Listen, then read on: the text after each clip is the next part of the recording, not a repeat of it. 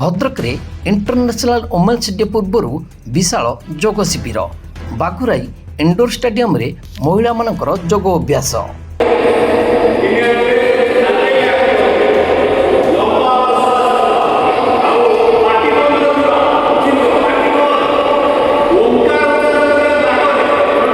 ବନ୍ଧୁ ଆସନ୍ତା international women's day ଅବସରକୁ ସମ୍ମୁଖୀନରେ ରଖି ଭଦ୍ରକ ଜିଲ୍ଲାରେ ବିଭିନ୍ନ ସଚେତନାମୂଳକ ଓ ସାମାଜିକ ସ୍ୱାସ୍ଥ୍ୟମୂଳକ କାର୍ଯ୍ୟକ୍ରମ ଜୋରଦାର ଭାବରେ ଆୟୋଜିତ ହେଉଛି। ମହିଳାମାନଙ୍କ ସ୍ୱାସ୍ଥ୍ୟ ସଶକ୍ତିକରଣ ଓ ସମାଜରେ ସେମାନଙ୍କ ଅବଦାନକୁ ସମ୍ମାନ ଜଣାଇବା ପାଇଁ ଜିଲ୍ଲା ପ୍ରଶାସନ ପକ୍ଷରୁ ଏକାଧିକ କାର୍ଯ୍ୟକ୍ରମ ହାତେ ନିଆଯାଇଛି। ସେହି ପରିପ୍ରେକ୍ଷୀରେ ଗତକାଲି ଭଦ୍ରକ ଜିଲ୍ଲା ବାଘୁରାଇ ସ୍ଥିତ ଇଣ୍ଡୋର ଷ୍ଟାଡିୟମ ପରିସରରେ ଏକ ବିଶେଷ ଯୋଗ ଶିବିର ଅନୁଷ୍ଠିତ ହୋଇଥିଲା। ଏହି ଯୋଗ ଶିବିରକୁ ଜିଲ୍ଲା ପ୍ରଶାସନର ସହଯୋଗରେ ଆୟୋଜନ କରାଯାଇଥିଲା ଏବଂ ଏଥିରେ ବହୁ ସଂଖ୍ୟକ ମହିଳା, ଯୁବତୀ ଓ ସ୍ଥାନୀୟ ଲୋକମାନେ ଉପସ୍ଥିତ ରହି ଯୋଗ ଅଭ୍ୟାସରେ ଭାଗ ନେଇଥିଲେ। ଏହି କାର୍ଯ୍ୟକ୍ରମରେ ଭଦ୍ରକ ଜିଲ୍ଲାର ମାନ୍ୟବର ଏଡିଏମ୍ ଓ ଜିଲ୍ଲା କ୍ରୀଡ଼ା ଅଧିକାରୀ ଉପସ୍ଥିତ ରହି କାର୍ଯ୍ୟକ୍ରମକୁ ପରିଚାଳନା କରିଥିଲେ। ଏହି ଯୋଗ ଶିବିରରେ ଜିଲ୍ଲାର ଯୋଗଗୁରୁ ଧରଣୀଧର କରଙ୍କ ନେତୃତ୍ୱରେ ଯୋଗ ଶିକ୍ଷକ ସଞ୍ଜୀବ ନାୟକ, ମଳୟ ରାଉଳ ପ୍ରମୁଖ ଯୋଗ ଅଭ୍ୟାସ ଓ ପ୍ରାଣାୟାମ ବିଷୟରେ ବିସ୍ତୃତ ଭାବରେ ଶିକ୍ଷା ପ୍ରଦାନ କରିଥିଲେ। ସେମାନେ ବିଭିନ୍ନ ପ୍ରକାରର ଯୋଗାସନ, ପ୍ରାଣାୟାମ ଓ ଧ୍ୟାନ ପ୍ରକ୍ରିୟା ବିଷୟରେ ପ୍ରାୟୋଗିକ ଭାବରେ ଦେଖାଇଥିଲେ।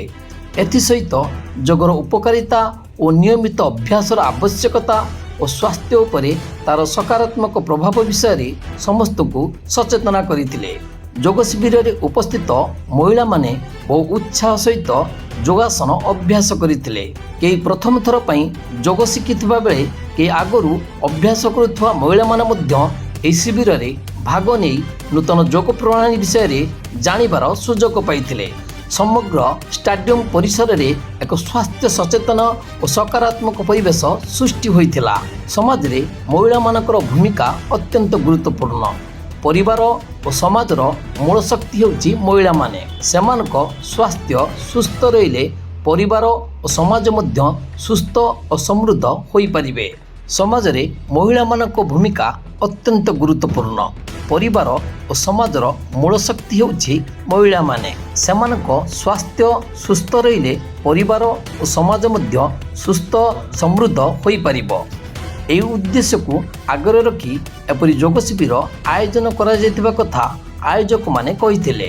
ଆସନ୍ତା ଇଣ୍ଟରନ୍ୟାସନାଲ ଓମେନ୍ସ ଡେ ପୂର୍ବରୁ ଆୟୋଜିତ ଏହିପରି କାର୍ଯ୍ୟକ୍ରମ ମହିଳାମାନଙ୍କ ମଧ୍ୟରେ ସ୍ୱାସ୍ଥ୍ୟ ସଚେତନା ବୃଦ୍ଧି କରିବା ସହିତ ଯୋଗ ଓ ସୁସ୍ଥ ଜୀବନଶୈଳୀ ପ୍ରତି ଆଗ୍ରହ ବଢ଼ାଇବାର ବହୁ ଉପକାରୀ ହେବ ବୋଲି ମତ ପ୍ରକାଶ ପାଇଛି। କାର୍ଯ୍ୟକ୍ରମ ଶେଷରେ ଉପସ୍ଥିତ ସମସ୍ତ ମହିଳା ଓ ଅତିଥିମାନଙ୍କୁ ଧନ୍ୟବାଦ ଜଣାଇ କାର୍ଯ୍ୟକ୍ରମ ସମାପନ କରାଯାଇଥିଲା। ଭଦ୍ରକରୁ କ୍ୟାମେରାମ୍ୟାନ୍ ଚନ୍ଦନଙ୍କ ସହିତ କୁମାର ଗୌରମଙ୍କ ରିପୋର୍ଟ 3KYT ନ୍ୟୁଜ୍।